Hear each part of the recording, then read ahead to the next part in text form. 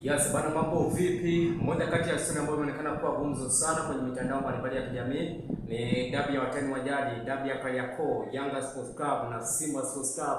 Dabi ambayo ilikuwa imesubiriwa na watu wengi kwa kiasi kubwa, dabi ambao watu wengi walikuwa wanajiuliza maswali mengi kwamba inaweza ikachezwa katika uwanja wa Benjamin William Mkapa jijini Dar es Salaam, uwanja ambao watu wengi wamezoea kwamba dabi ya Simba na Yanga au Yanga na Simba basi imekuwa inachezwa katika uwanja wa Stadium Benjamin William Mkapa jijini Dar es Salaam. Lakini breaking news ni kwamba mchezo umepelekwa katika uwanja wa General Samuel, uwanja ambao unatumiwa na JKT, uwanja ambao unatumiwa na Simba Sports Club, uwanja ambao upo jijini Dar es Salaam. Lakini wadau mbalimbali wameonekana comment kulingana na kile kitu ambacho kimetokea. Wapo ambao walikuwa wanaamini kwamba mchezo ungepigwa katika uwanja wa Benjamin William Mkapa jijini Dar es Salaam. Wapo ambao walikuwa wanaamini kwamba mchezo ungechezwa katika uwanja wa Amani New Complex Zanzibar.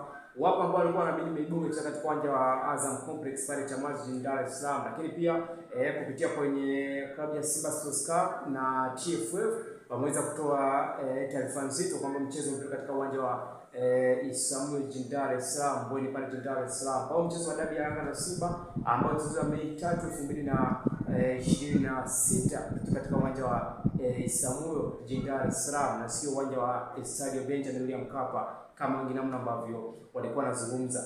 Je, wewe mtazamaji, namna ambavyo unanifuatilia, maoni yako ni yapi kwa mchezo huu wa Simba na Yanga?